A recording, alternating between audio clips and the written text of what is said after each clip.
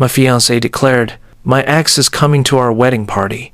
Don't make a scene or it's over." I replied, "I'll be very cool." Then I greeted him at the door, shook his hand, and said, "She's all yours, man." I was just leaving. The wedding party ended the moment I walked out. I'm a 33-year-old guy, and for the last 3 years, I've been with Daisy, 27. She's a vibe person, always laughing, always pulling people in with her energy. I thought we balanced each other perfectly. I was the calm one, the stable one, the foundation. She was the beautiful chaos that made life exciting. We've been living together for about a year and a half, in an apartment I absolutely love. I moved in first, long before Daisy. I pay about 90% of the rent, and all the utilities my choice. I make good money, and I wanted her to feel comfortable. I thought that's what love meant, taking care of your person. Things were good, or at least I thought they were. We laughed a lot, cooked together, and talked about our future, our wedding, our kids, the kind of house we'd buy someday. I never imagined she'd bring up her ex again, let alone invite him to our wedding celebration. But when she looked me dead in the eye and said those words, "Be cool, or it's over," something inside me shifted. I didn't argue.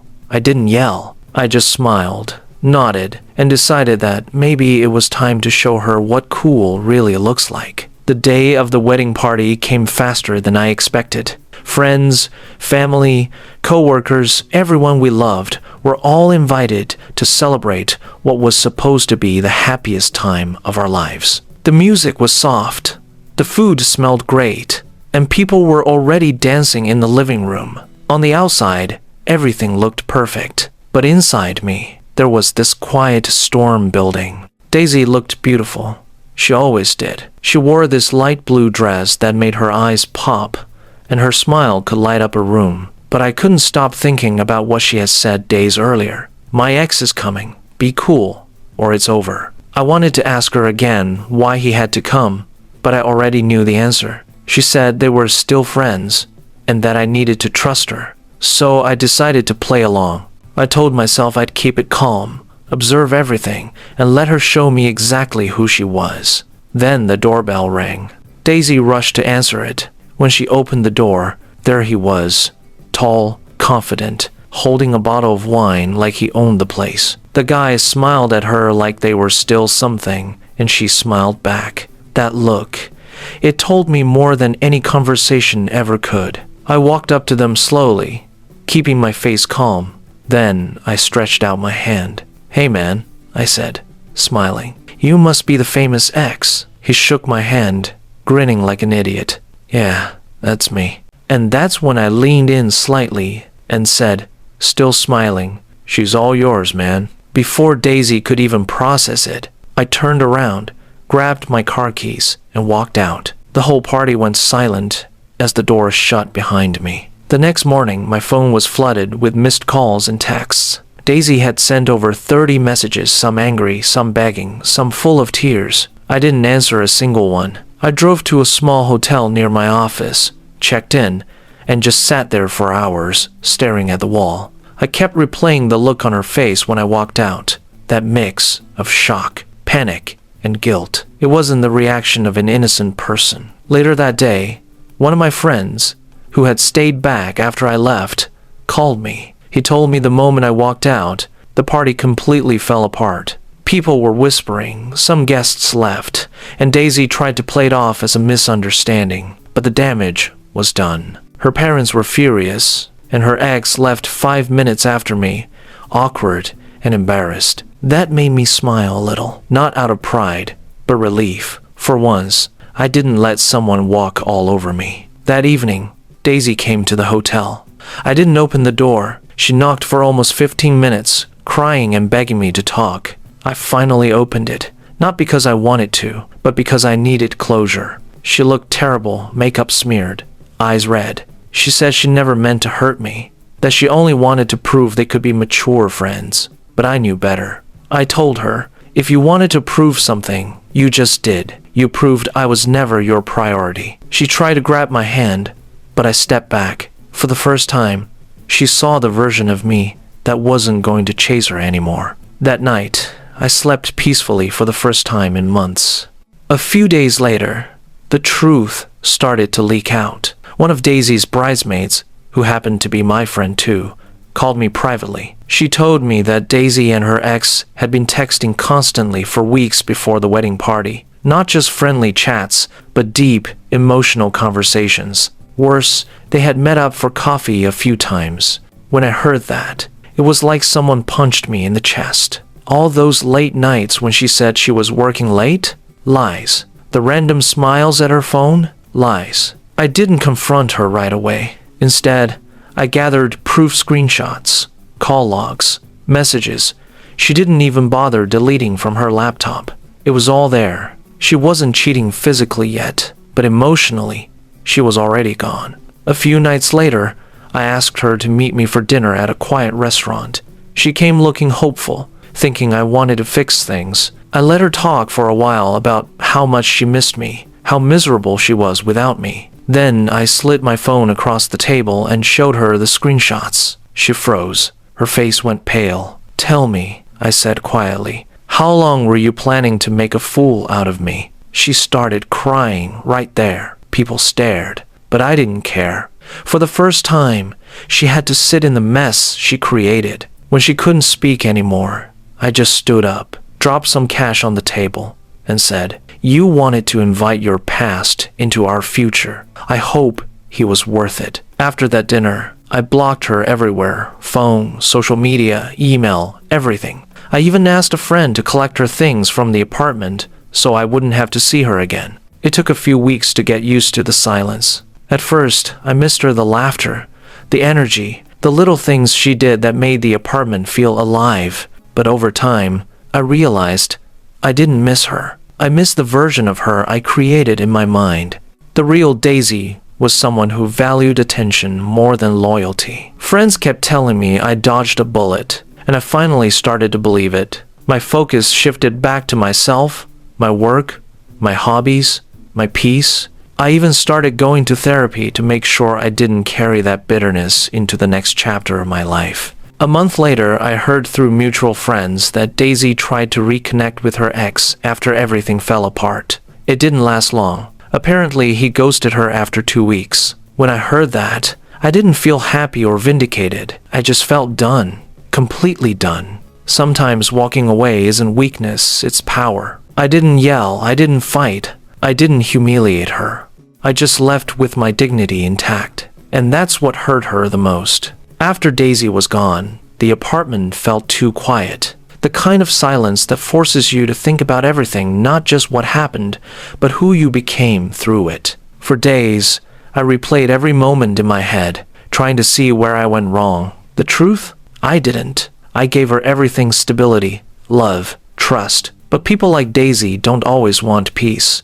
They crave attention, chaos, drama. And when life gets too calm, they start looking for storms to dance in. My friends kept checking on me, inviting me out to hang or grab drinks. I wasn't ready. I needed to rebuild myself in private.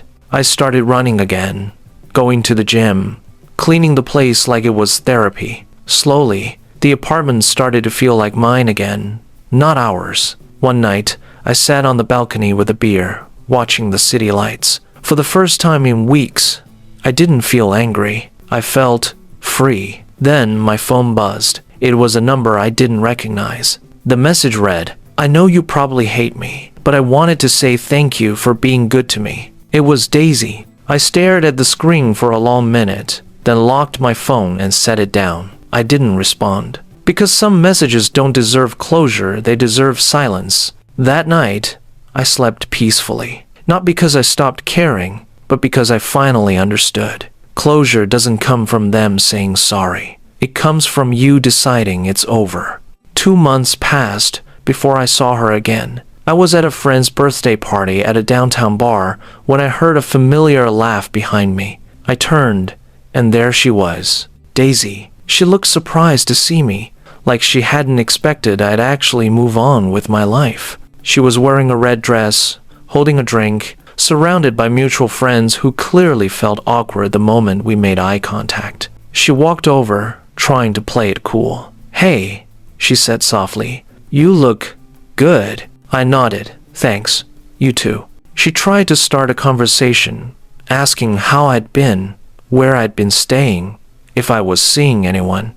I kept my answers short, polite, but cold. She smiled sadly, then said, "I miss you. I really messed up, didn't I?" For a moment, I almost felt sorry for her. But then I remembered that night her telling me to be cool while inviting her ex to our wedding party. The disrespect, the embarrassment, the way she made me feel small. So I smiled and said, "Yeah, you did, but it's okay. You taught me a lesson I'll never forget." She blinked, unsure whether I was being kind or cruel. Before she could say another word, I excused myself and walked away. It didn't feel like revenge. It felt like closure, finally finding its way back to me, on my terms. After that night, I started seeing things differently. Pain wasn't something to run from. It was a teacher. Every quiet evening, every lonely morning, every memory that used to sting became part of the healing process. I began journaling again, writing down everything I felt. The anger, the betrayal, the loneliness. Writing helped me empty my mind so my heart could breathe again. People often think healing means forgetting, but I learned it's the opposite. Healing means remembering without the pain controlling you. Work started getting better too. I got promoted, and with that came a small team to manage. Funny enough, my boss told me I seemed more focused, more grounded. He had no idea what it took to get there. Around that time, a friend introduced me to someone new, Mia. She was quiet, kind, and nothing like Daisy. We started as friends, no rush, no games. For once, I wasn't trying to fill a void. I just wanted something genuine. And for the first time in a long time, I felt like maybe love didn't have to hurt to be real. Months later, I heard through the grapevine that Daisy was struggling. Her ex, the one she'd been so desperate to keep in her life, had left her again. Not only that, but she'd also lost a big opportunity at work because of missed deadlines and drama. I didn't celebrate her downfall. I just nodded and said, "Karma doesn't miss." Sometimes, life has a funny way of teaching balance. You don't need to get even. You just need to let go. And eventually, the universe does the rest. One day, out of nowhere, she emailed me again. "I saw you and Mia at the cafe last week. You look happy. I'm glad. I really am. I wish I'd appreciated you when I had the chance." I didn't reply this time either. I just smiled and closed the email. Because truthfully, she didn't deserve to know how good I was doing. Some peace is better kept private. Mia and I kept growing closer. She didn't fill my emptiness. She met me in my wholeness. It's been a year since that day. The day Daisy told me to be cool or it's over. I still remember the moment I shook her ex's hand and said, "She's all yours." Back then, I thought I was losing everything. But now, I realize I was just clearing space for better things, peace, growth, real love. Sometimes, walking away isn't weakness. It's wisdom. It's knowing your worth and refusing to settle for less. Mia and I still take things slow. We travel, laugh, talk about life. No rush, no pressure. Just two people building something honest. If there's one thing I've learned from all of this, it's that being cool doesn't mean staying silent when disrespected. It means knowing when to walk away with your dignity, your peace, and your self-respect intact. And that's exactly what I did.